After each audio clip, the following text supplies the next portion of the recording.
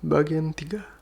Sehari setelahnya, bunyi bel yang menggema ke seantero rumah musik tidur gadis. Sontak matanya terbuka. Mengejap beberapa kali mencoba untuk membiasakan intensitas cahaya yang memasuki retinanya. Belum apa-apa, dia kembali menguap lebar. Sekujur badannya pegal-pegal hebat. Sayangnya, suara bel yang kembali berbunyi membuatnya mengadu jengkel. Segera, dia menyibak selimut, bergegas berjalan keluar kamar, dan menuruni tangga menuju ke pintu utama. Dalam hati, dia mengomel panjang lebar pada seluruh orang di rumahnya yang menganggurkan tamu. Membuatnya terpaksa bangun sebelum waktunya. Gadis semakin merasa gondong tatkala orang itu mulai menekan bel rumah dengan tidak sabaran. "Bentar," teriak gadis seraya berlari mendekati pintu. Bergegas, dia membuka kunci kemudian menarik pegangannya. Seketika, gadis mengernyitkan kening saat menemukan bujang di luar. Keringat bercucuran ke sekujur badannya, hingga kaos tanpa lengan abu-abu itu basah. Celana pendek olahraga berwarna hitam, botol air mineral dia tenteng beserta sebuah handuk kecil. "Ngapain nih anak di sini pagi-pagi?" "Sorry ganggu tidur kamu ya," bujang ringis seraya menerobos masuk. Rasa bersalah tampak kentara dalam sorot pria itu. "Adik aku keluar lewat pintu belakang. Niat masuk langsung mandi. Pas lagi jogging kunci hilang dan aku gak bawa HP. Terpaksa bangunin kamu pakai bel deh." Gadis melongo sejenak sambil mengiring bujang menuju bagian belakang rumah. Otaknya mendadak macet. Kepalanya juga pening, sambil sedikit memijat lembut pelipisnya. Gadis mengikuti sahabatnya ke arah dapur. Langkahnya terhenti tepat di depan meja bar. Matanya mengawasi sang sahabat yang kini tengah membuka kulkas. Mengambil botol air mineral dingin yang lain yang masih tersegel. Membukanya lalu menegakkannya hingga tandas. "Jang, ngapain kamu di sini pagi-pagi?" Pertanyaan itu akhirnya meluncur juga dari mulutnya. "Dis, kamu ngomong apa sih?" Bujang-bujang mendekat, memutari meja bar hingga berhadapan dengan gadis. Ekspresinya terlihat bertanya sekaligus khawatir. "Kamu baik-baik aja kan? Atau kamu mendadak amnesia? Kepala kamu terbentur pinggiran kasur." Lagi-lagi, gadis mengetuk-ketuk pelan kedua pelipisnya. Otaknya yang macet dipaksanya untuk berpikir, hingga kilasan balik memori beberapa jam lalu berputar. Dia dalam balutan kebaya putih, berjalan menuruni tangga rumahnya. Di ruang tamu sudah ada seluruh keluarganya, dan bujang yang mengelilingi meja kecil dengan beberapa kursi di tengah ruangan. Ada papanya, dan di seberang ada bujang yang mengenakan base cap berwarna senada dengannya. "Damn, I married my best friend and suddenly I forgot," maki gadis sambil memukul keningnya. Perhatiannya kemudian beralih dari dapur. Seluruh ruangan ini didominasi warna putih yang membuat tempat ini tampak terang. Perabotan yang terlihat baru, bahkan beberapa masih tersegel dalam plastik. Tak ada bekas sisi tembok yang pernah terbakar.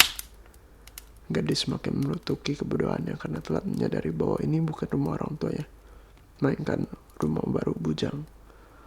Pantas saja tadi nggak ada orang membukakan pintu untuk bujang karena di rumah ini mereka tinggal berdua.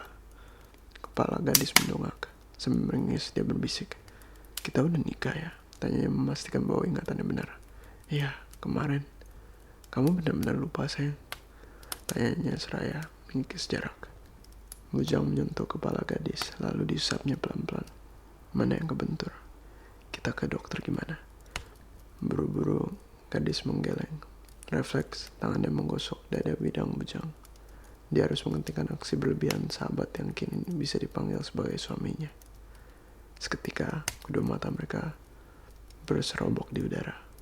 Gadis menahan napas tatkala mendapati bujang yang tiba-tiba merunduk. Pelan, wajah pria itu mendekatinya. "Boleh nggak aku cium kamu, Dis?" Pipinya sontak merona. Begitu ingatan mengenai hijab kabul kemarin muncul dalam kepalanya, segala memori mengenai bujang seolah ikut kembali berputar.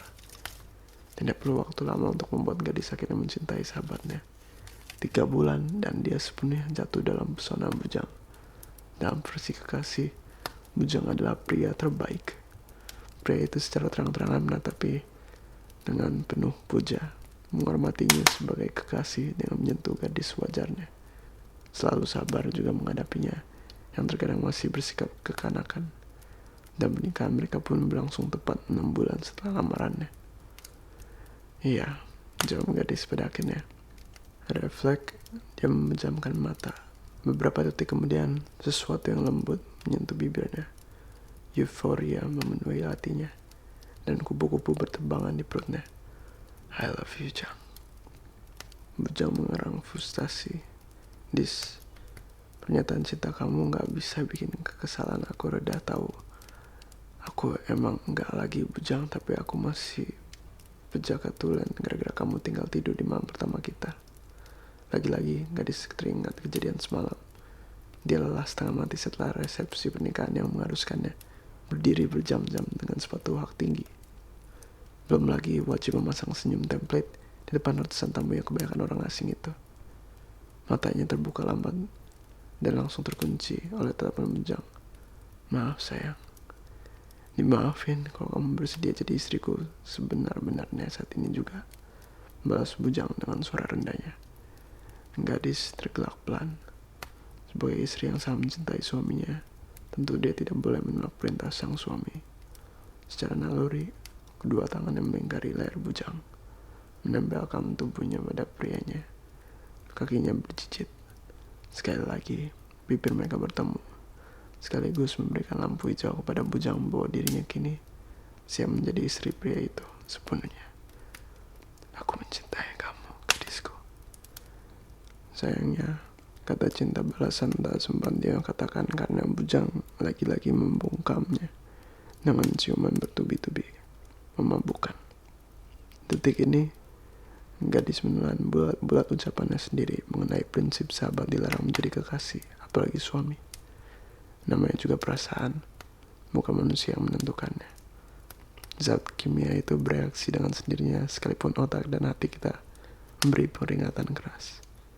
Setidaknya, ketika akhirnya dia menyerah, mengakui bahwa dia mencintai sahabatnya, pria itu juga membalas perasaannya sama besar.